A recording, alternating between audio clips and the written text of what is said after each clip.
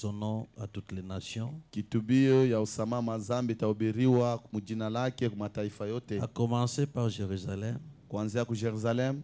Vous êtes témoins de ces choses. Mwebote Mungu bashuda hivi vitu. Et voici, j'enverrai sur vous ce que mon Père a promis. Tazama nitatuma kwenu kile baba yangu alilaka. Mais vous restez dans la ville jusqu'à ce que vous soyez revêtus de la puissance d'en haut. Mwe mubakie mtauni tini pale mutafika uwezo wa kutokea juu. Dieu est grand et puissant, Seigneur Sauveur Jésus-Christ. Reçois la gloire, l'honneur et l'hommage. Je sais que tu as répondu à toutes les requêtes de tes enfants. Je sais que tu es au milieu de nous parce que tu réponds à la louange et l'adoration. Tu es au milieu de nous, Seigneur. Tu as promis que là où 2 ou 3 qui sont réunis à mon nom, je suis au milieu d'eux. Ils sont plus de 2, ils sont plus de 3. C'est une preuve que tu es vivant au milieu de nous. Là que toi tu es, il y a le cri de joie, le cri de victoire, le cri de conquête, Seigneur Dieu. Nous te sommes infiniment reconnaissants. Bénis cette réunion, Père, pour ta gloire. Au nom du Seigneur Sauveur Jésus-Christ. Amen. Amen. Que Dieu nous bénisse tous. Mungu atubariki sisi wote. Que Dieu vous bénisse. Mungu amibariki. Nous remercions Dieu pour la présence de tout un chacun. Tukunashukuru Mungu kwa uwepo wa kila moja. Hier, on m'a posé des questions. Jana baliniuliza swali. Alors, ces 2 questions, je voulais les partager avec vous. Ile maswali mbili tutakawanya na mweye. La première question, c'était une intervention. Swali ya kwanja ilikuwa ni intervention. Pasteur, pourquoi vous ne donnez pas beaucoup de temps après la prédication pour beaucoup prier? Pastor, njone utupatie wakati mingi kisha mahubiri ndio kuomba sana. Alors j'avais répondu ceci. Nilijibia hivi. Ça, c'est un lieu d'entraînement. Hii ni fasha mafundisho. Nous écoutons la parole de Dieu. Tukunashikia neno la Mungu. Et nous allons prier dans nos cabanes. Tunaenda kuomba mushibe nyewe. Chacun doit avoir un lieu où il se consacre. Kila mmoja anapasha kuwa na kafashi ka kujitolea. La consécration n'est pas simplement ici. Kujitolea na paka hapa. La Bible dit, Biblia inasema, entre dans la maison, muingia munyumba, ferme la porte. funga nyumbani. Ton père qui écoute dans le secret écoutera. Baba yako atashikia musiri atakushikia. Ici, nous vous prêchons hapa tukuna mihubiri pour que vous sachiez sur quoi vous allez prier. Njo mujue kukinini utaombea. Nos maisons doivent être des hôtels pour la prière. Manyumba yetu napasha kwa madhabahu maombi. Voilà pourquoi, même si on peut décréter un jour de prière, hata hivi tutaweza kuhitaji mashiko ya maombi. Vous allez voir que les gens ne viennent même pas nombreux. Utaona batu abako yake taba mingi. Mais après la prédication, vous voulez prier avec beaucoup d'onction. Kisha mahubiri unapenda kuomba na upako mingi. C'est pourquoi nous vous coupons. Njo pale tuna mikataka. Pour que vous continuez la prière. Njo mukendeleshe maombi nyumbani. Ici, c'est un lieu d'entraînement. Hapa ni fasha majifunzo tu. Mais beaucoup de temps, nous les avons dans nos maisons pour beaucoup prier. Tukuna wakati mingi manyumba yetu njo kuomba sana. Je vous ai toujours donné un témoignage ici. Na mipaka tu ushuhuda hapa. Moi, je vous dis ma vie. Mina miambia maisha yangu. C'est la vie de prière. Ni maisha maombi. Pour ceux qui me connaissaient. Kwa bale balinijiwa qui me connaissent. Na kwa bale banaendelea kunijua. Pour ceux qui me connaîtront. Na bale batanijua tena. Ma vie. Maisha yangu. C'est la vie de prière. Ni maisha maombi. J'ai eu beaucoup de choses dans la prière. Napata bitu mingi kupitia maombi. J'ai eu beaucoup de manifestations dans la prière. Napata bionesho mingi kupitia maombi. Je vous ai toujours dit que moi, je ne suis pas beaucoup surpris par des choses qui arrivent. Na mambiaka mimi shishitukai ku bitu binafikaka. Avant que la chose arrive, mbele kitu kufika, Dieu me montre intégralement. Mungu ananionyesha bio mbele. Même si c'est quelqu'un qui n'est pas ici. Hata ni mtu la ashikalaka. Pourquoi? C'est l'atmosphère de la prière. Ni dalili tu ya maombi. Dans vos maisons, partout. Mumanyumba yenu fashi yote. Au début, quand on venait de croire, kumwanzo pale tunaanza kuaminia. Comme je dormais dans la maison des parents. Vile menazo lalaka munyumba bazazi yangu. Parce que moi j'ai écrit trop jeune. Jo mimi naamini nilikuwa mtoto. Là, j'étais dans la maison, il y avait même mes grandes sœurs. Pale munyumba milikuwa na badada yangu On na avait vingine. une large chambre là. Kulikuwa na nyumba mwa mrefu J'avais mon lit. kwa kitanda yangu. Maman Hortense connaît ça. Mama Hortense anajua Elle hiyo. aussi avait son lit. Yeye naye alikuwa na kiake kitanda. Maman Denise aussi Mama avait Denise son naye na lit. kiake. Et la petite sœur. Na C'était bale la même kwangu, chambre comme ilikuwa ça. hapa nyumba moja vile. Même quand je suis rentré au collège, Hata wakati même nilirudia quand je college, revenais na du pale, collège, milanzo nous rudia dormions masomo. toujours comme ça. Tunaanza lala paka Alors vile. on n'avait pas beaucoup de temps pour la prière. Hatukuwe na wakati mingi ya maombi. Moi, je priais dans les toilettes. Nimeanza kuombaka mucho Chaque 12 heures, kila je 12 dois aller dans les WC. napasha kwenda Parce mtoilet. que je sais que si vous êtes dans les WC, personne n'est pas Unajua entré. kama Vous voyez les WC de direct là. Unaele macho ya Et allô, mara et moja. allô, allô, Ah, allô. ile ya TikTok. Donc, allô, allô, c'est là Ah. qu'on était. Ndio yenyewe Je kule vais, Turugui. je vais entrer là-bas. Mimi ningia mule. Je prie en contact de ces odeurs. Naomba na ile maarufu. Donc la prière, c'est pas seulement ici. Maombi yanapaka hapa. La prière doit être notre quotidien. Maombi napasha kwa maisha yetu. L'église vit de la prière. Kanisa iko naishi kupitia Et maombi. l'église, c'est toi. Kanisa ni weye. L'église, c'est moi. Kanisa ni mie. Alors vivons cette vie de prière. Hivi tuishi kupitia Ici, maisha nous vous maombi. donnons seulement le temps pour remercier la parole que vous avez écoutée. Hapa tunamipa wakati ya kushukuru kwa Vous remerciez Dieu unashukuru et Mungu vous consacrez les prédicateurs. na mnatolea mhubiri. Vous allez à la maison pour prier pour votre propre Mwe vie. munenda kuomba ndio maisha na Vous avez upeke. compris? Unashikia? C'est ça la première question. Ndio swali ya La kwanza. deuxième question, Swali ya pili. vous avez dit que quand on prie, on dit écarter l'homme.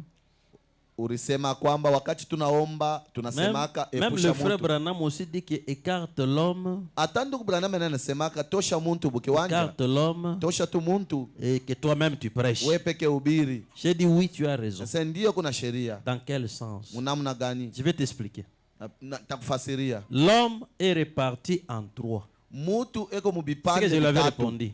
Ndio kile mimi mujibu. L'homme a le corps, Mutu eko na mwili. l'homme a l'esprit, Mutu eko na akili et l'homme a l'âme. na mutu eko na nafsi. Qu'est-ce qu'on écarte? Banepushaka nini? Et quand le frère Branham parle d'écarter l'homme, Wakati tu Branham amesema mambo autoshe mutu, il parle de l'homme esprit. eko na se muntu roho. Parce que c'est l'esprit qui raisonne. Ndio ni roho ndio kuna waza. C'est l'esprit qui interprète. Roho ndio kuna tafsiri. Mais la chair aussi est là. Mwili nayo iko wako. Et quand je vous regarde, Wakati na miangari, vous n'êtes pas l'homme. mwe amuna muntu. Vous êtes l'enveloppe de l'homme. Mwe muko ni kifiniko tu kya L'homme muntu. est en vous. Muntu eko ndani yenu. Quand vous dormez, vous allez où? Wakati unalalaka unaenda kwa wapi? Qui peut me dire là qu'il parle? Nani anaweza C'est comme un nifasiria papa qui m'a dit quand on était au deuil, Sa baba mwa aliniambia wakati tulikuwa nous kilio. connaissons le temps, nous connaissons le temps de nous réveiller, pas le temps de dormir. Tunajuaka wakati ya N'est-ce kulamuka ana wakati ya Voilà. kulala tujue. Donc, le frère Branham a surtout l'habitude de dire ôtez-moi de la scène. Ndugu Branham yako nasema munitoshe mimi Lui, mkiwanja. en tant que prophète, s'enlève. Donc, il demande à Dieu de l'enlever sur la scène. Yesa vile nabii anaomba Mungu amtoshe mkiwanja. C'est le raisonnement de l'homme qui Ni abîme la parole. mawazo ya mutu. Mais si vous dites que Dieu m'écarte Kama nasema Mungu anitoshe, pour qu'il prêche, njoo ahubiri. je peux rester calme, Yesu bakia kimya, je serai avec vous. takuwa na mwe. Mais Sasa que Dieu m'utilise moi, Mungu anitumikishe mie, que vous me croyez munyamini. pour écouter ce que Dieu Njoo dira au kushikia travers de moi. kile Mungu atasema kupitia mie. Vous avez compris? Unashikia? Vous voyez ma bouche ici? Unaona kino kyangu? C'est ma bouche. Ni kino kyangu. Mais Dieu prend ma bouche Mungu anabeba kino kyangu pour vous donner sa parole. njoo kumipatia neno lake. Quand vous dites que non, la bouche de l'homme ne dit que des mensonges. Pale mnasema kino kya mtu kinasema bongo. Mais la bouche de Dieu ne viendra pas se coller ici. Kino kya Mungu akiwezi kuwa kulamata huku. Mais que Dieu me purifie Mungu anitakase et utilise mes lèvres. na atumikishe midomo yangu. C'est la parole de l'homme Ni neno ya mtu qui conduit à la mort. je kunaongoza kulufu. Seule la parole de Dieu Paka neno ya upekee ya Mungu donne la vie éternelle. je kunaleta uzima Pourquoi j'ai milele. fait la différence entre la bouche et la parole? Njoo mimi naleta chanisho kinwa na Parce que midomo. la parole passe par la bouche. Njoo neno napitia kinwa. Vous avez compris? Nashikia? La parole passe par la bouche. Neno na kupitia kumidomo Et la parole, c'est quoi? na neno ni nini? C'est la pensée exprimée. Ni mawazo inaonekanika. La pensée qui est à moi, Wazo ile ndani que yangu j'exprime. ile kunaonesha Mais la kwa bouche kinwa. reste là. Midomo inabakia paka pale. Donc si Dieu peut purifier ma pensée, kama Mungu anaweza si Dieu kutakasa peut- mawazo c'est pourquoi yangu, il a dit, je vous donnerai un nouveau corps, donc un nouvel esprit, ndio pale alisema nitamipa roho donc mpya. un nouvel esprit en vous Roho mpya ndani yenu purifie votre pensée. iko natakasa mawazo yenu. Voilà pourquoi quand le Saint-Esprit entre en vous, Ndio kwa maana wakati Roho Mtakatifu anaingia ndani yenu, votre bouche milomo yenu devient la bouche de Dieu. inakuwa midomo ya Mungu, La pensée mawazo devient la pensée de inakuwa Dieu. mawazo ya Mungu, Votre volonté mapenzi yako devient la volonté de inakuwa Dieu. mapenzi ya Mungu. Voilà pourquoi il faut s'abandonner à Ndio Dieu pale inajiachila kwa Mungu, pour que Dieu vous utilise. ndio Vous Mungu amitumikishe. avez compris? Munaelewa? Voilà, c'est pourquoi se poser des questions. Muulize Si vous maswali. posez des questions, nous allons nous expliquer Kama unauliza maswali tamifasiria et ça va nous faire du bien. na itatufurahisha. Je n'ai pas voulu citer les noms. Tupende kutaja Quand bien jina. même je connais la personne, mais ça ne vaut même pas la peine Hata vile mimi najua ule de mtu citer parce que ça peut aider tout le monde. abisaja hata kutaya ule mtu. Je pense que ça a aidé tout le monde, n'est-ce pas? Nasaidia mtu yote. Voilà. Change. Bon, d'abord, voilà un petit secret. Ngara siri kubwa.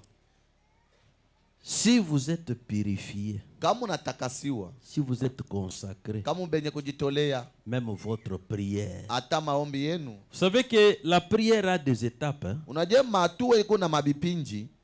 Tu peux prier par la chair, Teza kuomba mkimwili, tu peux prier par l'esprit. na teza kuomba tena mkiro. Quand tu pries par l'esprit, Wakati unaomba mkiro, c'est l'esprit qui prie. ni roho nje kunaomba. C'est pourquoi il Kwa faut maana, beaucoup se consacrer. Napasha kujitolea Quand sana. vous consacrez vous-même, Wakati unajitolea wewe vous allez voir mwenyewe, que Dieu va entrer en scène. utaona kwamba Mungu atingia Tu mkiwanja. vas chercher à prier, Utatafuta kuomba, mais tu sentiras que ce n'est pas toi qui pries. utashikia kwamba na wewe kunaomba. Les mots vont défiler la langue. Misemo hiyo yenye tafia Et c'est paloremi. pourquoi tellement quand les mots défilent trop, Wakati unaona ile misemo iko na fiafia, des fois tu te sens, tu commences à parler à une autre langue. utajishikia unaanza kusema midomo Tellement qu'il y malugha a nyingine. beaucoup de paroles qui sont à la langue. Zaidi ku mambo mingi ya Et kusema la kwa langue lurimi. ne sait plus les contrôler. Na lurimi inashinda kuiongoza. Et quand vous relâchez, Kama unaanza kusema des fois même la langue que vous priez, vous ne comprenez na pas. benye unaomba ubishikie tena.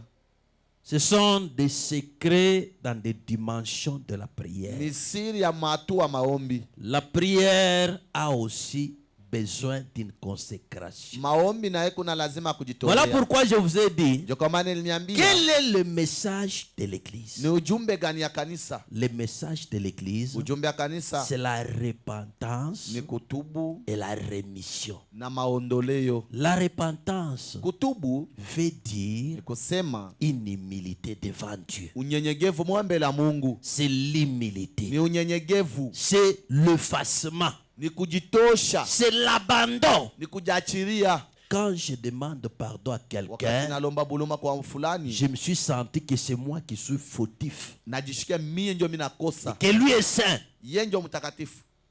Quand vous présentez comme ça, Wakati unajionyesha vile, lui aussi se sent trop petit. yeye naye atajishikia mtoto sana. Parce qu'il est un homme. Ndio na yeye ni muntu. Il peut sentir, ah, comment est-ce que ça c'était un problème? Eti palikuwa tu mambo. Et oui, Ndiyo. c'était un problème. Ilikuwa ni Parce mambo. que ça avait retenu mon cœur. Ndio iligusa moyo wangu. Vous avez compris? Unaelewa? C'est un problème. Et quand vous confessez, Na kama unakiri vile, cela vous élève. ile kuna mipandisha. Et vous devenez, donc vous devenez vraiment souple. Unajishikia bupepelo. Le péché donne du poids. Zambi kunaleta bujito. Ça t'alourdit. Inakufanya kwa C'est bujito. pourquoi un enfant de Dieu purifie sa vie. Ndio kwa maana mtoto wa Mungu anatakasa maisha yake. Je marche, Natembea, je me contrôle. najangaria. Je marche, Tembea, je me contrôle. najangaria. L'église Kanisa a comme message kuna ujumbe tu moja, le pardon, usama, dont la repentance kutubu et la rémission des péchés. na maondoleo ya Voilà dhambi. pourquoi je vous ai dit, Ndio kwa maana nilimiambia, qui est un chrétien qui ne sait pas se repentir? Mukristo gani ule mwenye ashijue kutubu? Lui, on le comprend toujours mal. Yeye bana muelewa paka mubaya. Vous me comprenez toujours mal. Mwe munanishikiaka Donc pa lui, tous mubaya. les jours, Yeye kila siku on ne le comprend que bana mal. mushikiaka pa mubaya. Un chrétien. Mukristo Donc lui ne pêche jamais. yashitendake Ce zambi. sont les autres qui péchaient parce qu'ils l'écoutent mal. Bingine benatenda zambi ndio banamushikiaka mbaya. Il y a la repentance, Kwa mambo ya kutubu, il y a le pardon des péchés, kuko usama wa mazambi, la rémission. maondoleo. C'est pourquoi Jésus-Christ a dit, Ndio kwa maana Yesu Kristo alisema quand vous prierez, wakati mtaomba dites ceci, museme hivi: pardonne-nous nos offenses, uturumie mazambi yetu comme nous pardonnons à ceux qui nous ont offensés. vile tunarumiaka bale banatukoseaka. C'est le message de Ni l'Église. ujumbe ya kanisa, La rémission des péchés maondoleo ya et la zambi repentance. ya kutubu. Que Dieu bénisse. Amen. Je vous ai dit que c'est le premier message. Nimeambia kwamba ni ujumbe ya kwanza. Le deuxième message, Ujumbe ya pili c'est Jésus-Christ est roi. ni Yesu Kristo mfalme, Il est roi et vivant. ni mfalme mzima. Il est roi, il vit. Eko mfalme, eko Il naishi, vit dans ce royaume. eko naishi ndani ya ufalme Quel wake. royaume? Ni ufalme kani? Un royaume de témoins. Ufalme wa bashuda. Qui sont ces témoins-là? Bashuda bale ni banani? Reprenons encore cette écriture. Tusome tena ile andiko, Actes des Apôtres, chapitre 1er, Matendo ya Mitume sura yake ya kwanza le verset 8. mstari yake ya 8. Je n'ai même pas... J'ai envoyé ma tablette comme il n'y avait pas d'énergie. Nilituma tableta yangu vile nshikwe On devrait charger. On est allé charger ça quelque part. banendo charger fashi fulani. Donc je suis en train de prêcher donc juste par inspiration. Niko na ubiri Comme j'avais kupitia déjà upako. lu. Vile mikonisha kusoma Hein. Acte chapitre 1er, le verset 8. Matendo ya Mitume sura yake ya kwanza mstari yake ya 8. Commençons verset 7. Bon. Commençons verset 8 seulement. Tuanze pa 8 Mais tu. vous recevrez une puissance. Lakini mtapokea uwezo Le moja, Saint-Esprit survenir sur vous. Roho Mtakatifu takuja kwenu, Vous serez mes témoins à Jérusalem, mutakuwa bashuda bangu dans Jerusalem, toute la Judée, dans toute la Judée, kuyudei yote, dans la Samarie kusamaria, et jusqu'aux extrémités de la terre. china kuekalo wa udongo, Jusqu'ici à Lubumbashi. china humu mlubumbashi, Jusqu'aux extrémités de la terre. china kuekalu, Jusqu'ici. china hapa. Voilà pourquoi toi aussi, Ndio kwa maana we pia tu es dans les royaumes des huku témoins. mufalme na we Mais abashuda, un royaume ufalme nayo sans roi. bila mfalme. Qui est ton roi? Ni nani mfalme C'est le wako? Seigneur Ni Jésus-Christ. Bwana Yesu Kristo. Et comment es-tu le roi? Na anakuwa mfalme je? Il est Seigneur, Ye ni Bwana il est sauveur. na Mwokozi. C'est comme ça qu'il règne. Jo vile natawala, Seigneur, Bwana. et sauveur. Que Dieu vous bénisse. Donc il est Seigneur et ye ni sauveur. Bwana na Mwokozi. Dans son règne, Utawala wake il sauve inaokoa et il conduit. na eko naongoza. S'il est Seigneur, Ni Bwana il est sauveur. na Mwokozi. Comment est-il sauveur? Namna gani Mwokozi? C'est parce qu'il te sauve. Jo eko nakokoa Il t'évite de na l'enfer. kuepusha Voilà mungana. pourquoi, Jo kwa maana même après la mort, hata kisha kufa il est notre ami. ni paka rafiki yetu. Même au-delà de la mort, Ngambo alufu il est avec nous. eko pamoja nasi. Quand les hommes nous abandonnent, Wakati mwingine bena tuachiria, nous sommes dans le cercueil, tuko musanduku, on nous pose dans la terre, eko natweka mudongo, on met la pierre tombale, leka jiwe juu, il est là. eko hapo. Il est notre sauveur. Ye ni Mwokozi wetu, Il sauve notre âme eko naokoa nafsi pour yetu, éviter l'âme de la mort. juu ya kuepusha Parce que nafsi l'âme kufu. qui pêche, Ndio nafsi inatenda c'est dhambi, elle qui meurt. zenye na kufa Et la mort, na lufu c'est la séparation totale avec ni Dieu. utenganisho muutele na Mungu. Il ne veut pas de cette séparation. Ye ashipendi lo tenganisho, Voilà pourquoi il cherche son épouse. ndio kwa maana anatafuta bibi harusi Voilà pourquoi wake, il compose son épouse. ndio kwa maana eko na Voilà pourquoi il tunza bibi prend harusi soin wake, d'elle. ndio pale na Dans waangalia tous les âges, vizazi vyote, il révèle sa parole. eko nafunua neno C'est lake un secret qui siri, est entre l'époux et l'épouse. ile koniingia ndani ya Il bwana harusi na bibi communique à harusi, l'intimité eko nasumulia par la naissance dans l'esprit qui est en lui. kupitia kuzalika kwa roho kuko ndani yake. Il est sauveur.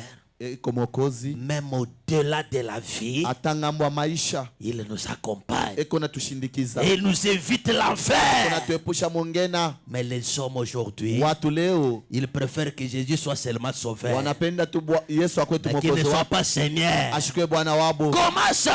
Namna gani Quand vile la parole est prêchée. wakati neno bena Et tu ubiri es là pour dire qu'il parle de moi. eti huko pale ndio kusema Il a unanisema mimi. parlé de ce qu'on avait causé hier. Oh, anasema vile Donc tu tulisema veux jana. seulement que Dieu te guérisse. guérisse. Wewe unapenda pa Tu Mungu ne sais pas akutunze. que Dieu te sauve. Unapenda pa Mungu Mais tu ne akuokoe. veux pas que Dieu corrige ta vie. Apende Mungu Mais il est aonyeshe ton maisha yako. Seigneur. Na yeye ni Bwana wako. Il a ce qu'il te demande de faire. Haiko na bila anakulomba ufanye. Il veut, Anapenda il te sauve. akuokoe, Tu gardes sa parole. uchunge tu neno lake. N'oubliez pas une chose. Usisahau kitu kimoja. Si Dieu te guérit d'une maladie, Kama Mungu anakutunza kwa magonjwa tu c'est moja, là-bas. ni kiambo. C'est là-bas. Ni kiambo. Il t'attire vers Na quelque chose. kukokota kwa kitu fulani. Tu as un problème. Ukuna mambo. Tu donnes une requête. Naleta hitaji. Tu demandes une prière. Nalomba maombi. Et quand on prie, Wakati tu unaomba, vois la main de Dieu. unaona mkono Ce wa Mungu. n'est pas pour rien. Anakuabudu. C'est pour ton Jia âme. nafsi yako. Il est ton sauveur. Eko mwokozi wako. Il est ton Seigneur. Eko Bwana wako. Dans ce royaume-là, Mufalme wake ule il veut anapenda que tu prouves au monde kuhakikisha dunia qu'il est le même. ya kwamba iko sawasawa, Hier, jana, aujourd'hui, leo, éternellement. hata milele. Parce que s'il est ton Seigneur, Jo, kama iko Bwana wako, il est ton sauveur. eko mwokozi wako, Tu n'es pas le premier sur le chemin. wana wa kwanja munjia, Il y en avait les autres kulikuwaka bingine qui l'avaient cru. bale balimwamini Et yaka. quand ils l'avaient cru, Wakati balimwamini, comment est-ce qu'ils avaient vécu? namna kanibarishi nabo. Que Dieu bénisse. Amen.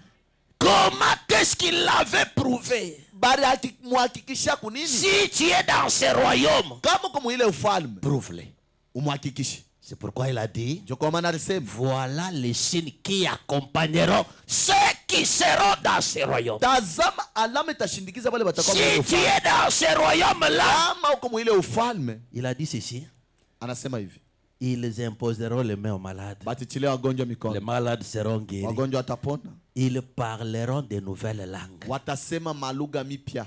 Le frère Branham dit ceci. Ndugu Branham anasema hivi, On se plaignait, donc on disait non, mais les gens de ces groupes-là, ils parlent en langue, les pentecôtistes et tout. kunji bana sema mulugha na ba C'est kipentekoste dans les na mêmes bingine. serments, c'est parce que tout est dans le téléphone, je n'ai Yote pas. viko mwile simu. Le frère Branham dit ceci. Ndugu Branham anasema, Tu sais que Jésus aussi a parlé en langue à la croix. unajua na yeye Yesu alisema msalaba kule mulugha Il dit msalaba. Eloi, Eloi, lama sabachthani. Anasema Eloi C'était Eloi lama une langue sabachthani. étrangère. Ni lugha mwa Ceux qui kigeni. étaient là sur place, ils ont Wale dit, walikuwa pale banasema, oh, il appelle Élie. anaita Elia. Attendons voir Tuchunge si toni.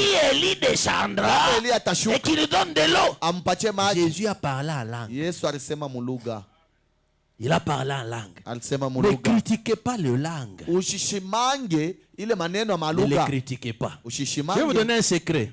Nitakwambia siri. C'est ça le secret qu'on m'avait donné moi. Ni siri moja pekee barinipa na mimi. On me disait ceci. Wanaanza niambia hivi. Si tu vois les gens parler en langue, Kama unaona batu benasema ne mulugha, te moque pas d'eux. ushibacheke Sois respectueux. kwa na heshima pale. Que Dieu les analyse. Mungu yeye peke S'ils sont abachunguze. en erreur, Kama beko c'est munkosa leur problème. ni mambo yabo. S'ils sont en raison, Kama beko c'est leur musheria problème. ni mambo Ils yabo. donnent de fausses prophéties. Kama C'est banatabiri leur mubaya problème. ni bya Ils bongo. donnent de bonnes prophéties. Kama banatabiri C'est leur mzuri problème. ni mambo yabo. Toi, tu ne donnes pas les dons aux gens. Wewe ushipatie batu zawadi. Aukabulianake tu mazawadi. Toi, tu ne donnes pas de dons. Wakabulanake mazawadi. Comment tu critiques les dons? Namna kaona shimanga mazawadi. Je vais vous dire, Tamiambi. même les pentecôtistes Hata bakipentekoti ont de véritables dons. beko na mazawadi ya bya kweli. Ils ont le véritable parlant là. Beko na kusema kwa mulugha kwa bya kweli. Mais les enfants d'Abraham, Batoto wa Ibrahimu. Dieu a dit ceci. Mungu anasema hivi. De tous les enfants qui sont dans ta maison, Mubatoto bote be munyumba yako. c'est un seul enfant Ni mtoto moja tu. qui est le fils de la promesse. Jo mwana malako. Mais les autres, Sasa babingine. ils peuvent posséder les biens de ta maison. Bateza Mais pour la promesse, sasa ndio malako. c'est seulement la postérité d'Isaac. Ni paka uzao wa Isaka. Ce n'est pas du côté Ketura. Ana kungambo wa Ce n'est Ketura. pas du côté Ana Agar. kungambo wa Agar. Mais seulement de Sarah. Paka kwa Sara. Pourquoi? Juu ya nini? L'enfant de la servante ne peut pas occuper avec l'enfant de la femme de la maison. Mtoto wa kijakazi hawezi kurithi pamoja na mtoto wa mnyumba. Que Dieu vous bénisse. Unaelewa? Les pentecôtistes, Bakipentekoti ils ont tous les dons possibles. beko na mazawadi yote ya Mais qu'est-ce qui kweli. leur manque? Inabakosa nini? Ils n'ont pas l'huile dans la lampe. Abana na mafuta Ils mumlambi. n'ont pas le baptême du Abana Saint-Esprit. na batizo wa Roho Ils Mtakatifu. vous prêchent Beko na très mihubiri bien. mzuri. Ils ont l'appel. beko na mwito. C'est pourquoi William Branham a Ndio dit kwa maana William Branham les anasema dons et les appels mazawadi na sont mwito sans repentir. iko bila kutubu. Que Dieu bénisse. Amen. Voilà le message de l'église. Tazama ujumbe wa kanisa. Jésus-Christ est le même Yesu Kristo iko sawa sawa. hier, Jana, aujourd'hui, leo, éternel, hata milele. éternellement. Kwani. Et s'il est le même, Kama iko sawa sawa. Jean 14, 12. Yohane 14 mstari wa 12. Ça, c'est pour William Branham seulement. Oh, hii ni paka ya ndugu Branham Ce tu. n'est pas encore interprété. Shatafsiri ile mambo. En vérité, je vous le dis, Mukweli na miambia, celui qui croit à moi ule wote ananyamini fera aussi les œuvres que je fais. atafanya na matendo yenye unafanya. Et il en fera de plus grandes Ataifanya kubwa zaidi. parce que je m'en vais au Père. Jo ni kunenda mububaba. Lisons aussi Marc 16. Tusome Marko 16. Marc 16, Marko 16 à partir du verset 11. kuanza kwa mstari wa 11.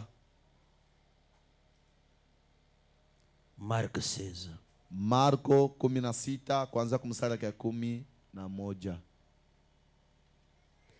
Quand ils entendirent qu'il vivait, Wakati unabashikia kwamba beko naishi, quand ils entendirent qu'il vivait, wakati alibashikia kwamba beko naishi, pale bakasikia asema iko mzima, et qu'elle l'avait vu, ils ne l'écrirent point. na barimona abakumwamini.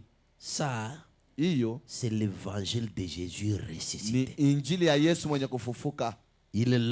Donc ils avaient entendu Barishikia que Jésus est ressuscité. ya kwamba Yesu anafufuka. Ce qu'ils entendaient là, Bale benye ils banazomshikia n'écrirent pas. abakuamini. Toi aussi. We pia Quelle preuve ni kionesho gani que Jésus est ressuscité. ya kwamba Yesu anafufuka? C'est pourquoi Jésus a dit, Ndio kwa maana Yesu alisema les autres m'appellent des prophètes. bingine benanyita nabii, Les autres m'appellent Élie bingine benanyita Elia, ou l'un des prophètes. wala mmoja wa banabii. Mais vous, Sasa mwei qui dites-vous que Jésus munasema niko nani? il est ressuscité? Anafufuka. Quelle est la preuve de sa résurrection? Kionesho kani ya ufufuko wake. Toi qui es là. We pia uko pale. Oh, c'est parce que tu as beaucoup d'années au message. Kuna miaka mingi Non! mjumbe. Hapana. Quelle est la preuve de sa Ni résurrection? kionesho kani ya ufufuko wake. C'est un royaume de témoins. Ni ufalme wa bashuda. De quel témoignage? Ya ushuda De gani? la résurrection de Jésus. Ya ufufuko wa Yesu. Les jours de la Pentecôte. Siku ya Pentekoti. Mais toi, Wei, quelle est la preuve? ni kionesho gani? Que Dieu bénisse. Amen. Oh non, parce que j'ai fait longtemps au message. Hapana na kauli ujumbe Non, hapana. c'est nous là-bas. Non. Ndio msingi hapana. Oh, c'est nous qui sommes propriétaires de cette église. Shinjo benye hii injili hapana. Non. Les propriétaires de l'église, Mwenye kanisa c'est le Seigneur ni Jésus-Christ. Bwana wetu Yesu C'est ce Kristo. que j'ai dit, non? Ndio kenye nilisema. Qui l'a établi? Ni nani aliweka? C'est le Seigneur Ni Jésus. Bwana Yesu Kristo. Tu as une confusion Huku na de mvuruko l'église. ya Papa, kanisa. mise en place des diacres. Weke mahubiri ya kuweka C'est kwa la mashemashi tradition mkazi. de la voix de Dieu. Ni utafsiri ya Je vais te donner la mavazi. différence. Takupatia chanisho Si tu ne comprends pas ce que c'est l'église. auelewe kanisa ni nini.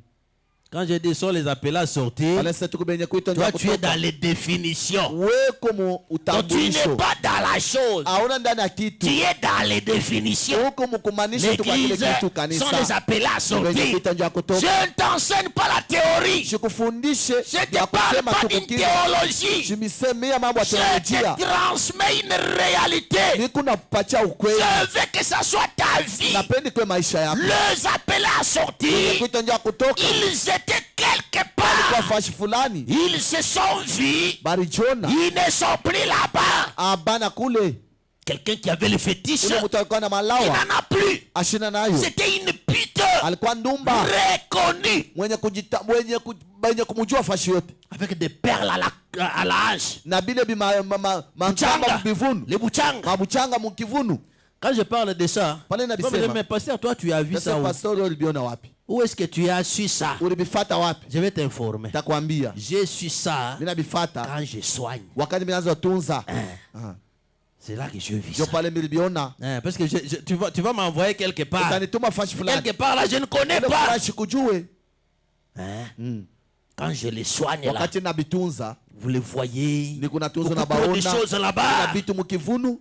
des bouchanga-changa là-bas. Buchanga Il bile. y en a ici qui en ont. Kuko bingine Eh, hapo kuna vous nabyo. ici vous en avez. Na mwe mko nabyo. Tu as des bouchanga ici. Kuna ile mabuchanga hapa. Tu es Ndumba. Huku Ndumba. Roger Maria à la maison. kuna bwana Les kunuzu. bouchanga, Ile pourquoi? mabuchanga ile ni ya nini? Tu as des colliers à l'âge. Kuna bile bimankamba mu bivunu. Il y a même des frères qui en ont ici. Ubanduku beko nabyo hapa. Vous cherchez quoi? Unatafuta nabyo nini? Voilà. C'est ça les appelés à sortir. Jo benye kuita ndio kutoka. Ils les avaient des bouchanga là. Barikone ile mabuchanga Ils ont mu bivunu. coupé. Bana bikata. Ils ont suivi la voie de Dieu. Banafuata njia ya Mungu. Est-ce que quand je parlais de ça, il y a quelqu'un qui va montrer ses bouchanga ici. Ufulani tuonesha mabuchanga yake hapa. N'est-ce pas? Non, hein? Ana Si ndio tu vile sais que tu hapana. en as, Kama unajua kuna c'est le hayo. Saint-Esprit qui te Ni Roho parle. Mtakatifu nakwambia. Ne quitte pas cette porte. Usitoke mulango. Tu dois couper ça. Unapaswa ikata Ici. hapa. Parce que moi, je ne connais pas. Jo mishijue. Si c'est Dieu qui m'a parlé de Kama toi, ni Mungu ananisema ne juu garde yako. pas ça. Ushibichule. C'est la mort. Ni lufu. Toi, tu as peur à sortir. Wewe unaitwa ndio Sors kutoka. dans cette histoire-là. Toka vile vitu. Qui a besoin de ton Uko na âme. lazima na Qui a nafsi besoin de yako. ton cœur. lazima na moyo Qui te wako. connaît. Mungu anakujua. Qui t'aime. Anakupenda. Il a besoin de te sauver ce Kuna soir. lazima kukuokoa Ouvre jioni. ton cœur. Fungula moyo wako. Il t'aime. Anakupenda. Papa, tu n'as pas projeté. Mise le paragraphe 1 et 2. Kwanza mstari ya kwanza na pili. 1 et 2. Ya kwanza na pili. Papa, projette vite, vite. Weka mbio. Malgré que je n'ai pas de notes ici, Hata vile shina je suis père blindé. mina jazwa kabisa. Je suis père blindé ici. Niko mwenye kuyala. Voilà. Donc, Hivi kumbi. d'abord mettre en place des diacres dans l'église. Bele kuweka kazi bashemashi mukanisa. Allez-y vite, vite, papa. Wenda mbio. Il n'y a pas moyen de projeter déjà toute notre petite église ici est souveraine. Na kanisa yetu kidogo hapa ni ya upekee. Cette histoire a tué beaucoup d'églises. Hivi vitu binawa kanisa mingi. Il n'y a aucune dénomination Hakuna hata zebu moja ni rien wala chochote qui envoie des diacres ici. ile kunatuma bashemashi hapa. Elle élit ses propres diacres. Ile kanisa kuna chakula bashemashi baba Il y a des upekee. tabernacles aujourd'hui. Kuma maskani ingine. Comme nous avons commencé l'autoroute là, Vile tunaanza kule il faut kotoru. prendre les diacres d'ici. Tubebe bashemashi ba Quand hapa. ils sont là, Pale beko kule. ceux de là sont assis. Pale beko benye pana. Ils sont pleins comme ceux d'ici. Bona bo beko na chakula na bosa beko ba hapa. Et c'est comme j'ai toujours dit, Sasa vile mimi nasemaka. l'église là évolue bien. Ile kanisa kama inaendelea mzuri. Moi, je serai pasteur de 2 églises. Mimi nitakuwa pastor wa makanisa mbili. Pourquoi? Juu ya nini? Je ne trouve rien. Shone mo kitu. C'est pour courir derrière la dîme. Comme ça, je prends la dîme de là, la dîme d'ici. Je peux évoluer bien. Taendelea mzuri. Je n'évolue pas par la dîme. Shitaendelea vile kupitia chekumi. J'évolue par la parole de Dieu. Kunaendelea kupitia neno la Mungu. Et dans mon travail. Na kazi yangu. Elle élit son pasteur. Na beko na chakula pastor wao. Elle élit ses administrateurs. Na beko na chakula ba mzamini baba. Elle élit tous ceux qui entrent en fonction. Na eko na chakula bote batengeneza Ou qui kazi. quittent ses fonctions dans l'église. Wale bale bote watatoka Twende makazi papa. makanisa yabo. Ce n'est pas un seul individu qui décide de quoi que ce soit. Hawana mtu wa upekee moyo eko na leta mipango kwa vyote. Tu vois pourquoi on a mis l'accent là-bas? Unajua ni baneka accent. On veut te dire que le E ici est en minuscule. Nikwambia huyu ni Vous mkiloko. avez compris, hein? Unaelewa? Le E là Ile est en minuscule. ya mupekee C'est l'église. ni kanisa. Ce n'est pas... Oh là là, papa. Et l'église, Na kanisa. lisons tous, hein? Tusome shibote. Qui font quoi? Ni bale batu bena kuja. Oh, on a quoi qu'à dimanche. Tu es frère Uko nduku. de cette église. Wa kanisa. Allons-y. Tuendelee. Bena Par quoi shikamanisha d'abord? kanisa kwa uwepo yabo. Twende. Kupitia chekumi yabo. Kupitia Papa. zaka yabo. Kata pale. Ache. Kata. Kata Unaishi. tu. Kunaishi. Tu as compris, hein? Unaelewa? Ça, c'est l'église minuscule. Ni kanisa ya kaeka kilogo. Il y a un problème. Kumambo pale. Tel que vous êtes là. Hivi mko hapa. Il n'y en a d'abord qui n'avaient jamais été membre de cette Kuko mbele bingine baya kwaka bana memba ba hapa. Jamais. Hata siku moja. T'as dit, mais tu payes où? Chekumi yako na lipaka yo wapi? Les offrandes depuis qu'on passe la corbeille. Masadaka wakati bena pitisha. Ceux qui passaient la ile corbeille zaka ici yako. vous voient. Wakati hapo bena pitisha kitu. Ils vous bena voient. niona. Tu n'as jamais donné même 500 francs. Alitaka ta 500. Mais tu es membre de cette église. Oh, C'est siku nous, mwana c'est memba nous. ya kanisa. Shinjo benye Je kanisa. vais poser un peu la question. Tauliza kwa. Une question de curiosité. Swali tu ya haraka. Que celui qui a la réponse Papa, vous allez défiler avec le micro. Baba tapitisha microphone. Damed, Dada Meg. quelle est la... Donnez-moi l'écriture Niandiko kani. qui a dit que l'offrande qu'il faut donner à l'église c'est 500 et 1000 francs. Ile ilisema kwamba ile zaka ya kuleta Donnez d'abord à Damed. kukanisa mulete paka 500 na 1000 francs. Ni nani alisema? Ni manjiko kani? Donnez maman. C'est Leta. bintu. C'est ma maman. Sema. Kama unajibu ni jugement yako. Twende. Twende mama. Tu as l'écriture? Uko na manjiko? Papa mishiwe mwanjiko baba wangu. Iko hapo bia ina. Iko hapo huku nayo walo naijua ninako. Leo unasema sio miandiko. Leo- Wewe unasema Branham anasema siwe ndio unasemaka. Sema leo. Leo hauyueje? Paka ile ndio unashinda kujua yote leo unaiwaka. Ya hii ndio nakatala. Tuambie. Mishi yaisoma papa. Dona mama Hortense. Pacha mama Hortense. Mama Hortense. Mama Hortense. Tuleje kwa huku mfundo mwana Nzambi. Utoneshe kwa manjiko Mama mtoto wa Mungu. 500 francs. Ile kwa 1000 nasema francs. kuleta tu sadaka tu. Ni C'est que j'ai 500 dit là, tu na 1000 je vais vous francs. dire pourquoi. Kile mimi nasema kile nitamiambia juu ya Hortense nini. wanyi. Mama Hortense wangu. Tatu la marumo wana Nzambi. Pasula bintu dada. Hey, wasi ikisi. Ya mutafi. Toka tumubale yai. Shasomaka. Oka tumale 5000 pardon. Wewe usheso kweka tu 5000 mfunga. J'ai dit ça pourquoi? Nasema vile juu ya nini. Depuis que maman Tété est partie, Tangu mama tete arenda. quand la corbeille reste Wakati ici, kitunga kinabaki hapo. on n'a jamais compté l'argent. Atu abalula makuti. Je prends seulement l'argent. Na bebe tu makuti. On met dans les sachets comme ça. Baneka msashe hivi. Je n'ai jamais vu un billet de 5 000. Shaonaka biata mwa 5. Si vous voulez, je peux. Le sachet là et là. Ile sashe kwako. On peut mettre l'argent par Bandizo terre ici. zambarisha hapo. Vous regardez. Munayangalia. Qui veut que je fasse ça? Na anapenda nifanye vile. Que vous montrez un billet de 5 000. Munioneshe tu hata. Quelle est la révélation que vous avez? Ni ufuno kani mko na. Est-ce que vous êtes dans le royaume des témoins? Eti mko maufalme. Si Jésus était ton témoin, Kama Yesu alikuwa mshuhuda wako. il a quelle valeur? Eko na bei kani kwako. Ah! Oh!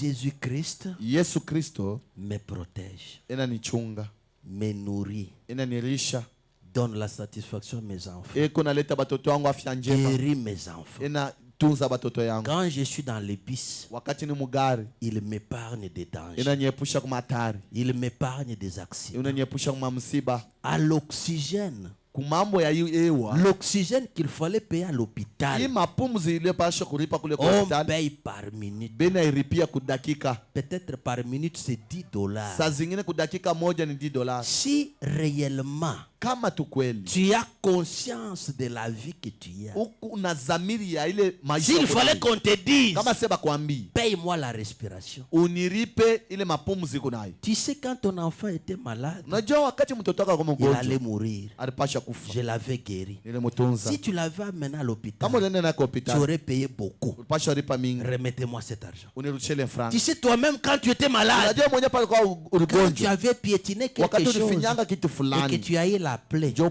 ulipata cette kilonda. plaie-là, Ile kilonda elle devrait te demander qu'on puisse, qu'on puisse suturer. kilipasha kulombaka bakushoni. Mais Sasa moi-même, mie j'ai mwenyewe cicatrisé la plaie. nilikausha ile kilonda, Paye-moi maintenant. uniripe sasa. La circoncision, vous payez, non? Mambo ya kuteula watoto munaripaka, Vous payez. munaripaka Mais Ça, cette plaie-là, ile kilonda tu n'as pas payé. au Donne-moi kuilipa. mon argent. Leta makuta yangu. Tu vas lui donner combien? Nakupa ngapi? Oh, on n'a pas de Hatuna révélation. na ufunuo. La révélation. Ufunuo. Et tu y vas très loin Kisha kunenda mbari. pour mettre les billets qu'on a refusés au marché. Njua kuweka ile makuta kupasuka ile bakatalaka mu mansoko. Oh, les kwako.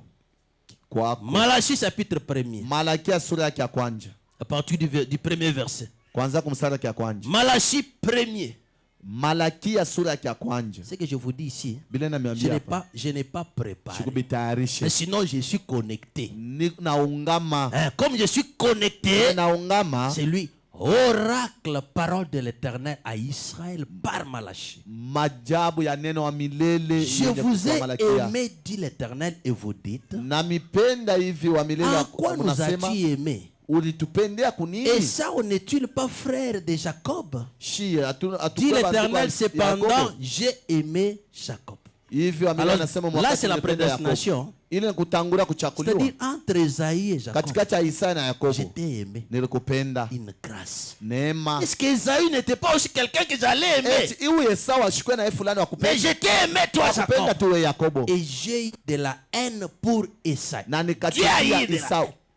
Je fais de ces montagnes une solitude. Nikunafanya hii mulima J'ai ikuye. livré son héritage au chacal du désert. Nikunaweka Si mautajiri. Edom dit nous sommes détruits, nous relèverons les ruines. Kama hii Edoni tunamalizwa. Ainsi parle l'Éternel des armées. Hivi mwamilele wa Qu'il majeshi bâtisse, anasema. qu'il bâtisse, Bajenge. je renverserai. Et Tabipona. on les appellera pays de la méchanceté. Bataita kwamba ni mugini ya Peuple batu wa contre batombozi. lequel l'Éternel est irrité pour toujours. Ile taifa Mungu anashirikia kwa lote. Voyez, donc vos yeux les verront Macho yenu tayona. et vous direz, Na mtasema. grand est l'Éternel par-delà les frontières d'Israël. Wa milele mkubwa hivi atepusha ile utajiri ya Israeli. Allons-y vite, vite, papa. Tuendeleshe mbio mbio. Je voulais vous dire pour les sacrifices que vous donnez, Napenda kumiambia ile masadaka mnaleta. un fils honore son père Mwana et eko na un serviteur son maître. heshimia Si je mzazi suis yake. père, Kama niko baba, où est l'honneur qui m'est dit? ni heshima kani yenyewe mnanipa. Si je suis maître, Kama niko mwalimu wenu, Seigneur et Sauveur, Bwana na Mwokozi, où est la crainte qu'on a de moi? boka kani peko Dit na kwangu. l'Éternel des armées à Hivi vous. wa milele majeshi Si kuna vous sema me dites kweli. que je suis votre Kama nasema Seigneur, niko Bwana où est wenu. la crainte? Boka buko wapi?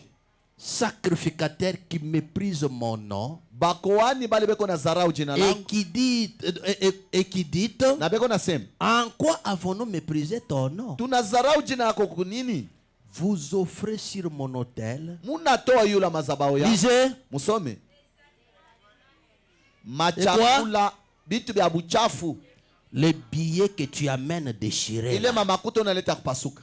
Vous offrez sur mon autel des aliments impurs. Munatoa kwa mazabao Et vous bitu bya dites, en kupasuka. quoi t'avons-nous profané? Asema tulikukosea pa C'est nini? en disant la table de l'Éternel est méprisable. Kusema kwamba Montre-moi là qu'on a dit qu'il faut offrir seulement les 500 francs et 1000 francs. Unaonesha pale La bananjia table du Seigneur est méprisable. Tu as méprisé la grâce. En donnant la valeur de 500 et de 1000 francs. ukapatie ile neema bei ya 500 Quand vous offrez, c'est ça que je voulais. ndio pale nilipenda. Quand vous offrez en sacrifice une bête aveugle, Wakati unatoa sadaka nyama moya unaileta wa hapa. kipofu, Une bête aveugle. Nyama N'est-ce kipofu. pas mal? ana mubaya Quand vous en offrez une boiteuse, pale kuna Uwe toa firme. kilema wala N'est-ce pas mal? mkilema ana mubaya, offrez-la donc à ton gouverneur. uende kaitoe kwa kiongozi Uende kwa wako, Kazembe, Ah. ukamupe $100 ya bongo. uende kwa gavana wetu umutoe ile nani,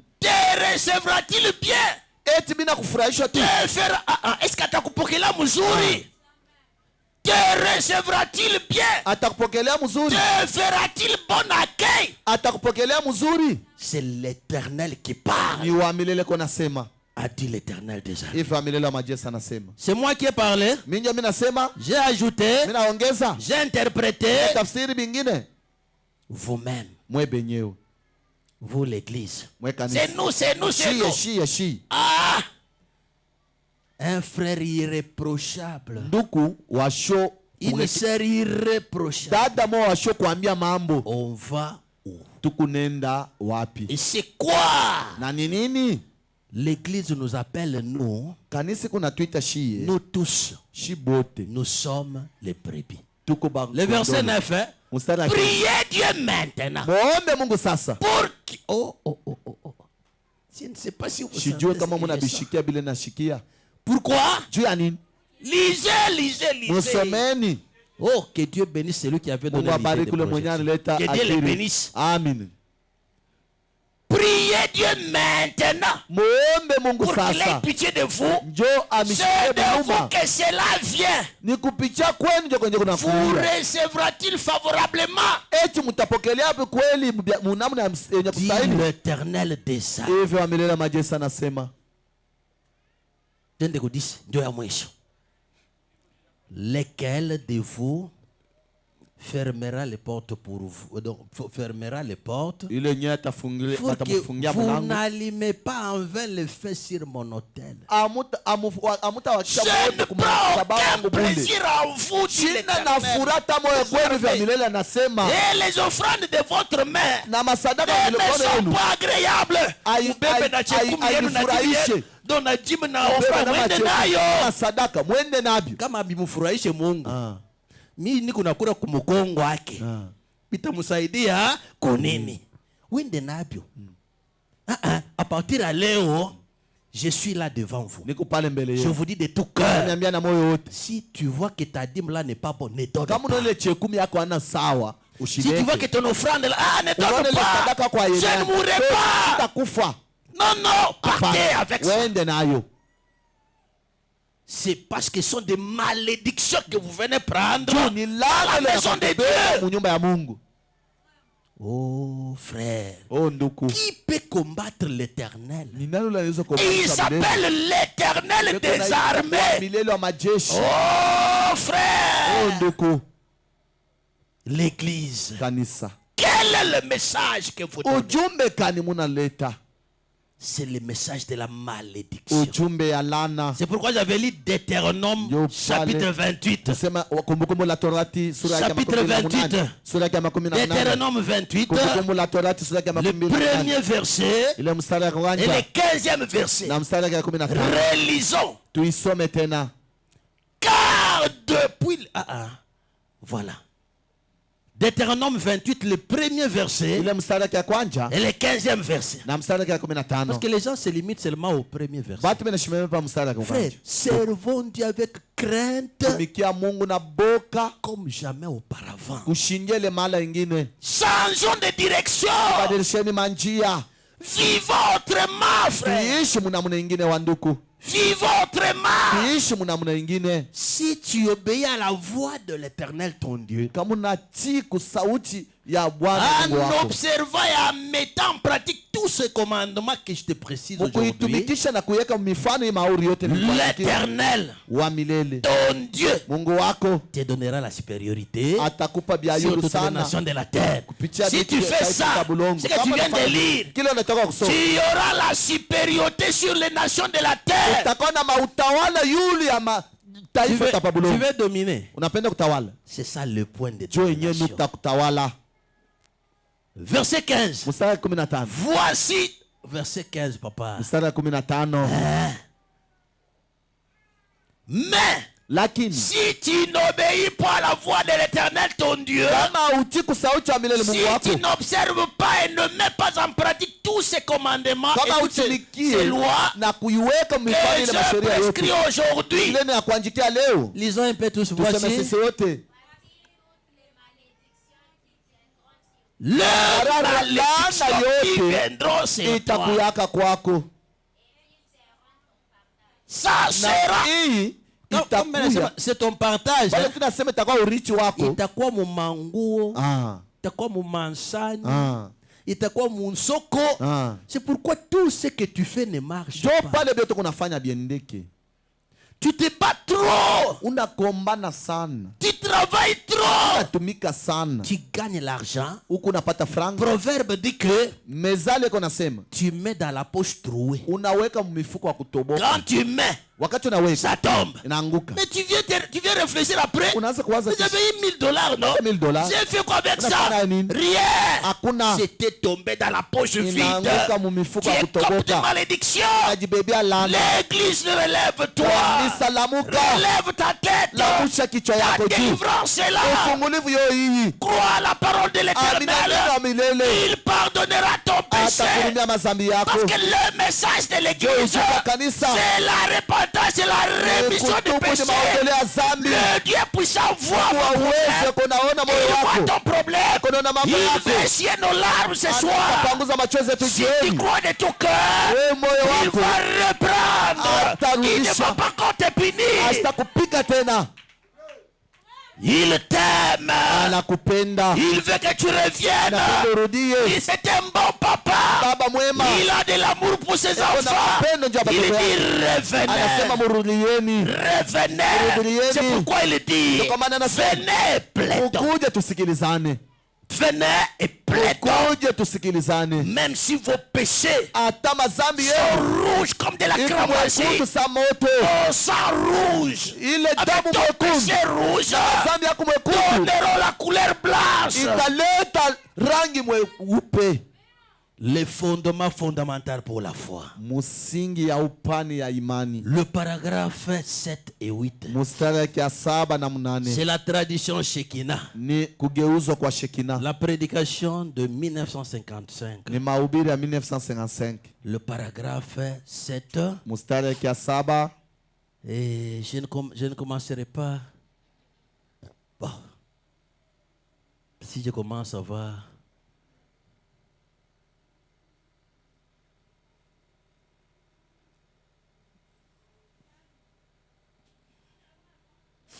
Voilà.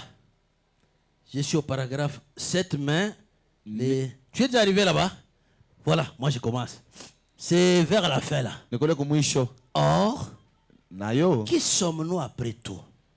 Tuku banani kisha Comment yote. sommes-nous arrivés ici? Namna gani tunafika hapa? Pourquoi sommes-nous ici? Juu ya nini tuku hapa? Qui je suis? Niko nani?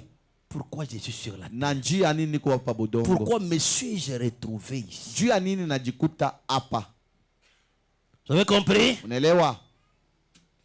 Écoutez alors bien. Mshikie sasa mzuri. Avez-vous déjà réfléchi à ces choses dans cet ordre d'idées? Munaisha kuwazaka kukuiki kitu kuima wazo. Kufuatana na hii Na wazo. wazo. Ulishafuataka na wewe. Vous êtes déjà arrivé? Hein? Ushafika. D'accord, c'est bien. Voilà, ça commence à aller bien. Nous sommes des êtres humains. Tuku wanadamu.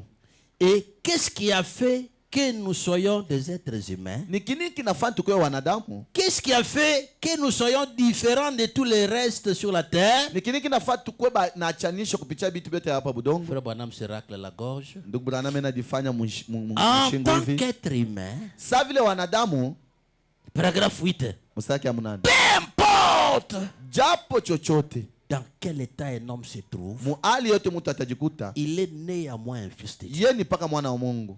Peu importe dans quel état de péché il se trouve, Japo muali yote azame anajikuta. combien il est éloigné, Mala ngapi anenda mbari, il est un fils déchu. yeye ni mwana wa kuanguka tu. Un fils déchu Mwana ule anaanguka, doit reconnaître sa position de déchéance. anapasha kutambua mbele mshimamo yake ya Il doit kwanza. reconnaître Anapasha que kujitambua. réellement je suis en chute. Kweli ni mkuanguka. Un homme déchu, Mutu tu wa kuanguka c'est un homme qui est en chute. ni mutu yuko mumatelo.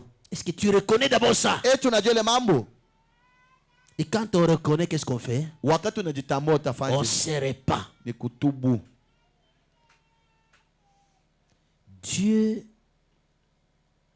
mais cependant, Lakini mwile wakati il a un fils. ni mwana. Dieu est son créateur. Mungu muumbaji wake. Dieu c'est lui qui l'a créé. Mungu ndio ule alimuumba. Dieu l'a racheté à un prix. Mungu alimkombola bei moya. Le frère Branham dit ceci. Mungu Branham anasema Quand Dieu te rachète, wakati Mungu anakombola, il te donne un titre. enakupa cheti. C'est ça, un titre de propriété Ndio cheti yako ya mwenye nayo. qu'aucune personne ne peut douter l'appartenance. Hata mtu mwashiwezi Voilà kuibisha. pourquoi on dit c'est un titre de propriété incontestable. Kwa maana kwa nasema ni On ne cheti ya peut mwenye pas nayo. contester Washo ça. kuibisha Parce qu'il y kama. a une signature. Peko Cette signature-là ile chapo porte le nom de Jésus-Christ. kwa jina Bwana Yesu Kristo. Et quand est-ce qu'il t'a donné ça? Alikupa wakati gani? 1 Corinthiens 12, 12. Wakorintho wa kwanza sura ya 12 mstari ya Il se 12. peut qu'il n'admette jamais cela. Teza kwenyewe abechikia hiyo. Il se peut qu'il n'admette plus cela. Oh, toi. Voilà.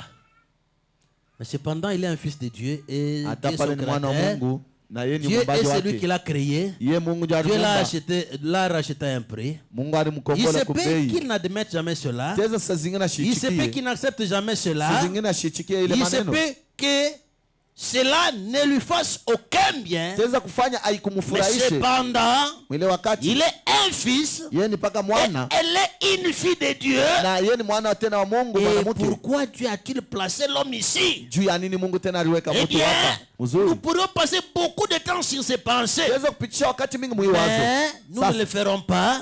Nous allons Tafanya simplement présenter une idée de base ici pour ce soir. taonesha tu wazo mwa msingi hii magharibi. Nous descendons un peu. Eh bien, Mzuri. Dieu, quand tu l'as créé l'homme, au Mungu commencement, wakati kumwanzo aliumba mtu, il l'a créé supérieur à tout ce qu'il y a sur cette terre. alimuumba yulu abyote bile bikuwa pa. Il lui a donné la juridiction de tout sur la terre Anamupa uwezo wa kuongoza pour pa tout Mungu. contrôler. Aanze kuongoza byote. Il contrôlait les animaux, Anaanza kuongoza banyama. il contrôlait les volatiles, Inaongoza bile biko na luka les yulu poissons wewa. de mer, Samaki il ya maji. contrôlait le vent, Inaongoza il mpepo. contrôlait les végétaux, Inaongoza il michi. contrôlait tout. Inaongoza vyote. Tu sais, Najua le message ujumbe est venu inakuja remettre le pouvoir à l'homme. kurudishia mtu uwezo. Que l'homme Mtu retrouve son pouvoir. apate uwezo yake. L'homme, Mtu c'est un ni créateur. muumbaji. L'homme, Mtu il ne peut pas avoir peur même d'un loup, hawezi kuwa na boka même hata d'un lion. imbwa mwitu hata simba. L'homme est au-delà Mtu eko yulu parce qu'il sana. contrôle même la baleine. Unaongoza na samaki munene wa La maji. baleine de mer là, Ule balene wa bari. de mer là-bas Wa qui était mubari sortie, ule alitokaka. elle ne peut pas terroriser l'homme. Asiwezi kutetemesha mtu. L'homme domine. Mtu anatawala. Qu'est-ce qui a fait que l'homme soit inférieur?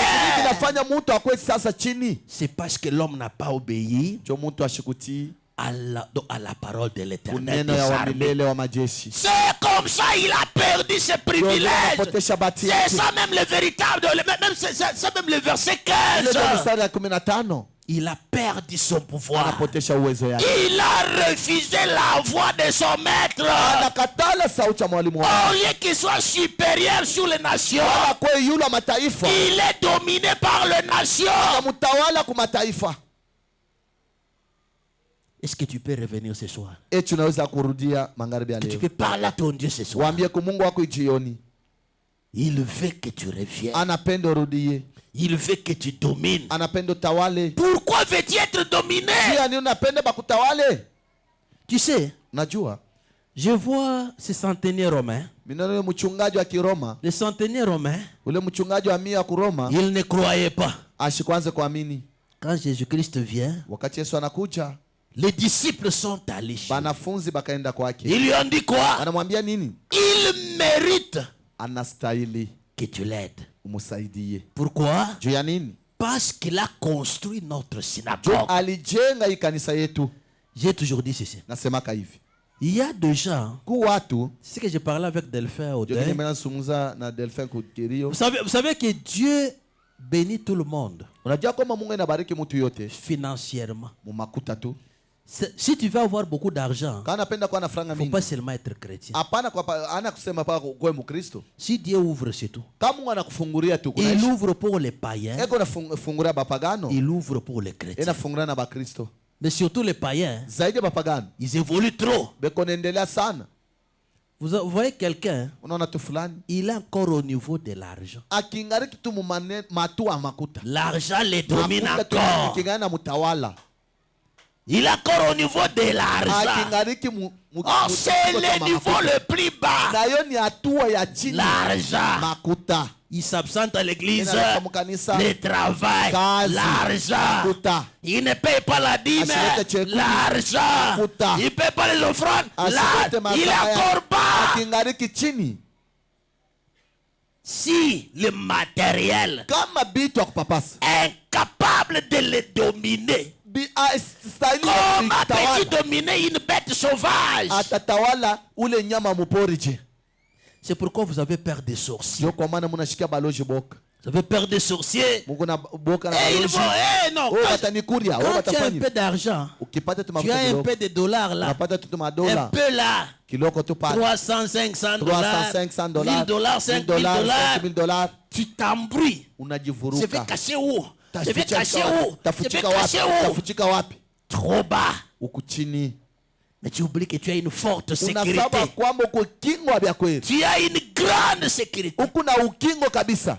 Une sécurité incomparable. Ukingo asho kufananisha. Qu'est-ce que le diable peut te faire Shetani atakufanyisha nini? si Dieu est en toi? Kama Mungu yuko ndani yako. Mais tu domines. Unatawala. Tu sais, Najua là que tu es, pale uko chez toi là, kwako kule. par ta prière, Kumaombi yako. tu peux prendre possession de tous les quartiers. Unasema wewe utaweza kushika ile karti Ah, yako c'est mshika. pourquoi même chez moi, Ndio kwa maana hata kwangu moi j'aime prier. mimi napendaka kuomba. Avant de dormir, Mbele ya moi je kulala prie. mimi naomba. Avant de se réveiller, moi Mbele ya kulamuka, mimi j'ai naomba. confiance. Niko na tumaini. J'ai confiance. Na tumaini. Ta prière Maombi yako peut faire que les sorciers taweza kufanya hata baloji qui ba ne passent mkartie même pas au-dessus de ta maison. bashipita hata yulo Si amalaka je nyumba. prends le contrôle de Mais, tous les quartiers, Unaanza kuongoza le na kusema matin on viendra te dire qu'on a usubuhi tout dérangé batawa kuamini, sana. unatuteswa. Qu'est-ce que j'ai déjà fait? Nafanya nini? Qu'est-ce que j'ai fait? Mesha Qui fanya nous nini? dérange trop? Unatuteswa sana Qu'est-ce wewe. que j'ai dérangé? Mimi nateswa nani? Cette église, Hii kanisa vous ne savez pas qu'est-ce que vous avez fait pour ces quartiers. aujue bile mulifanya njoo ikartie. On a préféré me tuer juste pour l'arbre. Baritaka ta kunyua njoo imuchi. Déterrer ici. Muchi ile tulijukula hapa. On a cherché même à Banatafuta arrêter la vie de quelqu'un ici. kuwa hata mtu mmoja hapa. Zéro. Sifuri. J'ai dit, vous avez pris les gens là-bas. Nasema kwamba Mais ici, bantu kule sasa vous n'avez pas le droit de hamuna prendre. na uwezo wa kubeba Je hata ne vais moyo. pas couler mes larmes pour un Sipende tena frère ici. kuvuisha machozi yangu hata ndugu moja J'ai hapa. perdu Abedi. Nilipotesha Abedi, J'ai perdu Carlos. nilipotesha Carlos, J'ai perdu nilipotesha Trésor. Trésor, Cette fois-ci, Imala, j'avais perdu aussi la sœur nilipotesha Momboui. dada Mambo ikule. Ils sont partis comme ça. Anakufa tu hivi. Tu viens contenter Unapata ici. na kupima hapa. Takufa na wewe. Ah, Faut blaguer avec Dieu. unacheza na Mungu. Je ne comprends pas comment vous les Sherehe servez. namna gani muna mtu Servez-les avec crainte et mtumikia na tremblement. boka na kutetemeka. Quand je vous l'ai dit, Wakati namiambia je suis du haut de la niko chair. miumbali, Je parle au micro. unasema mikrofoni. Mama Coco, Mama Koko, ozola na ngai eh. unazishikia. Na yebi ke yo pe oyebi. Najua na wewe unajua imamu. Na kata lupango na bino. Hii katikati ya Yo mpango moko yenu. oyebi ndenge Na wewe ezalaki. unajua vile De nikuyaka. bongo ezali lelo. Njoo vile kuleo. Quand nous sommes entrés dans cette Wakati uliingia parcelle, mpango, les gens connaissent comment nous watu sommes. banajua vile Ils bilikuwa. connaissent. Banajua. On est venu trouver un chat. en Tunakuta dessous. mpushi hapa kwa miumbali huko. Kufa. Anaisha kufa. Oh, le frère David est venu me Ndugu dire, Daudi anakaa nyambi. oh papa, il y a un chat qui miaule là à Hapa peko l'église. mpushi pale kuna ria Il mubaya miaule kanisa. trop. Kuna ria sana. J'ai dit, il y a un Nasema. chien qui miaule. Kuko mpushi kuna ria. Dormez un peu, il n'y a pas Mulale de problème. msalama hakuna mambo. Il n'y a pas de problème. Hakuna mambo. Mais haiko meka bonganga. Banaka kupima bukubwa wa Mungu. Bonganga ya suka. Bukubwa wa mwisho. Bakuta yake na shasha kufa. Banamukuta hapa mimbali anaisha kufa. Na se ashera. Umuchinya mimbali. Atandami. Anaisha kunyoloka Ashaki. kauka. Anaisha kwenda. Papa wazalaki au papa ya bamaji Ule wana. baba maarifa ule. Ayebishinga nini? Ananyambia nini? Pasteur yo. Baba pasta wewe. Félicitations parce que bobo minya wazalaki osala Wafa makelele. ako sana ndio mnaua ule mpusha na nafanya kelele. Mais namoni mutu musu akota azobisanga nini? Mimi naona mtu mwingine anakuwa ananiambia nini? pasteur. Pastor, Bobo minya ona ngai. mnaua mpushi wangu. Ya kufa kina sia. Yari kufa yeye mwenyewe Ya hapa. mona kindenge nini? Yari ona je? Hein? Papa, Baba, vous avez tué mon chat. unaua mpushi wangu. Ya komeka. Kuya upime. On ne le mélange pas avec quelque chose. Aba muchangake na kitu fulani. Condition que Kanuni tu. je l'ai dit au micro. Kuna sema mikrofoni. Je n'ai pas peur de Jina diable. na boka shetani. À condition que je l'associe. Ni muchange. Je ne l'associe de rien. Muchange na kitu. C'est Dieu ou rien. Mungu wala bule. Il est sur la scène. Eko Je pakiwacha. le connais. Na mujua. Il est le même hier.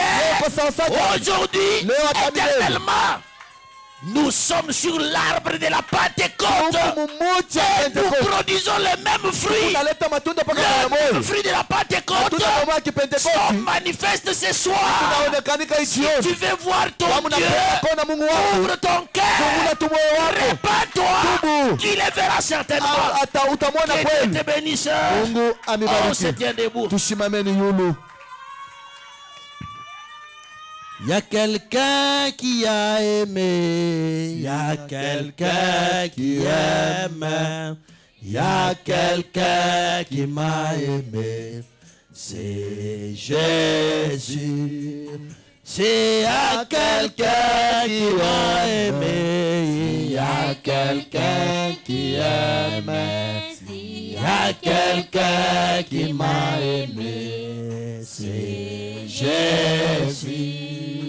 C'est à quelqu'un qui m'a sauvé, c'est à quelqu'un qui sauve, c'est à quelqu'un qui m'a sauvé, c'est Jésus. C'est à quelqu'un qui m'a guéri, c'est à quelqu'un qui guérit, c'est à quelqu'un qui m'a guéri. C'est Jésus, qui soit loué, alléluia, qui soit loué, amen, qui soit loué, alléluia, qui soit loué, amen. Jésus qui soit loué, alléluia, mon Dieu qui soit loué, amen. Jésus qui soit loué, alléluia, qui soit loué. Prions que tous ensemble. Tuombe Mungu sisi wote. Si tu es poussé à venir à la chair, viens. Kama unasukuma kwa Parle kumimbali à ton kuja, père. ambia baba yako.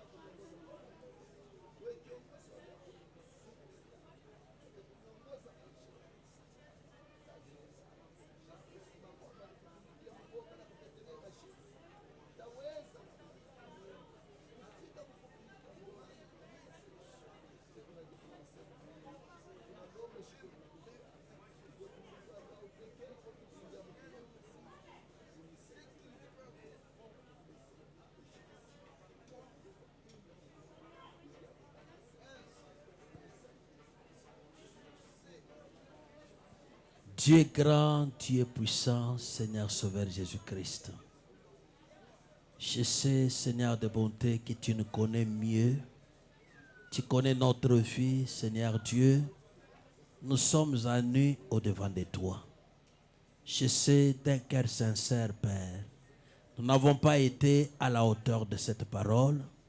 Nous sommes fautifs, Seigneur Dieu.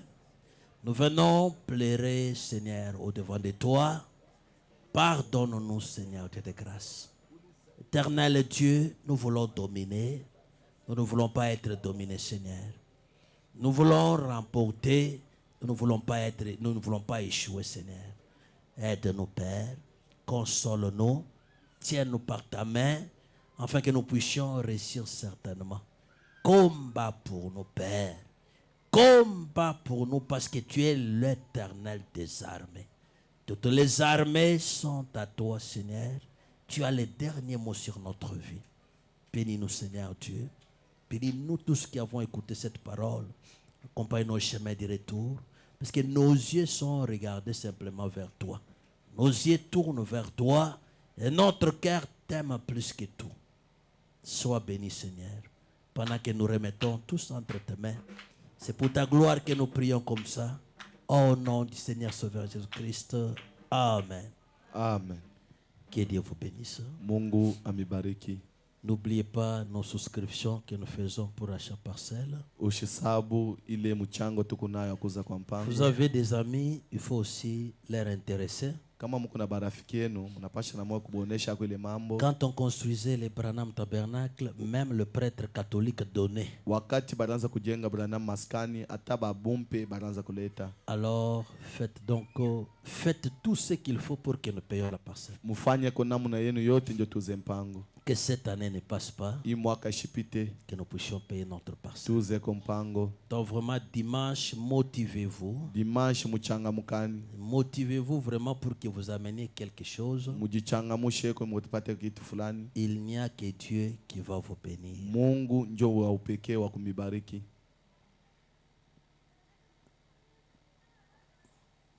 Quel jour de gloire quand Jésus m'a sauvé. Quel jour de gloire quand Jésus m'a sauvé. Quel jour de gloire quand Jésus m'a sauvé. Quel jour de gloire quand Jésus qu'il m'a sauvé. Quel jour de gloire quand Jésus m'a sauvé. Quel jour de gloire. Oh, quand Jésus m'a sauvé. Quel jour de gloire quand Jésus m'a sauvé. Quel jour de gloire quand Jésus m'a sauvé. Aux choses du passé, je ne vais plus toucher. Aux choses du passé, je ne vais plus toucher. Aux choses du passé, je ne vais plus toucher. Quel jour de gloire quand Jésus, il m'a sauvé. Quel jour de gloire. Quand Jésus m'a sauvé, quel jour de gloire. Quand Jésus m'a sauvé, quel jour de gloire. Quand Jésus m'a sauvé. Il y a un deuil, s'il vous plaît.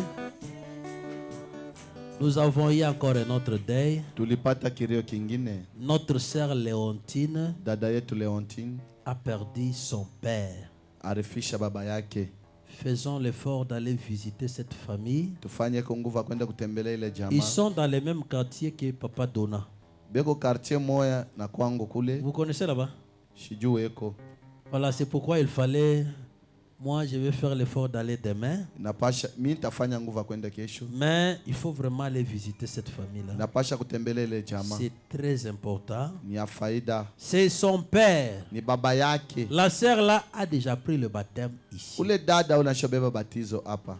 Elle a pris le baptême. Alibeba batizo. C'est pour dire, Ya kusema son deuil, c'est notre deuil. kilio kyake ni kilio Si kietu. on passe pour une cotisation, Kama banapita njoo ya mchango, ne faut pas regretter. ushishangaa. Parce que nous sommes endeuillés doublement. Njoo tuku mukirio birio biwiri. On doit aller voir Maman Tété. Pasha kwenda kona mama Tete. On doit voir aussi la sœur Léontine. Pasha kwenda kona tena mama Leonti. Si on vient vous voir, ne regrettez pas s'il vous plaît. Kama nakuwa kulomba Parce qu'ils vont passer. Njoo batapita. C'est votre cotisation là Ni mchango yenu ile. qui donnait aussi du poids à notre église. Jenye inatupa ako bei. Même les jours que tu seras aussi dans les problèmes, Hata wakati nataka ça mambo. passera toujours par la cotisation. Batapita paka mukuchanga. Donc quand ils passeront chez toi, Wakati batapita kwako. il faut aussi donner ce que toi tu as. Inapasha nayo ulete kile uko Nous disons nacho. comme ça pour que vous ne puissiez pas regretter. Seulement maintenant que vous avez passé, vous Tukunasema revenez njoo paka hapa encore. tunatoka kuchanga mnaanza kurudia Comprenez moteni. que le matériel là c'est pour servir Dieu. avec. Mwelewe mambo ya bitu na kutumikia tu Mungu. Oh chaîne du péché, Jésus m'a libéré. Oh chaîne du péché, Jésus m'a libéré. Oh chaîne du péché.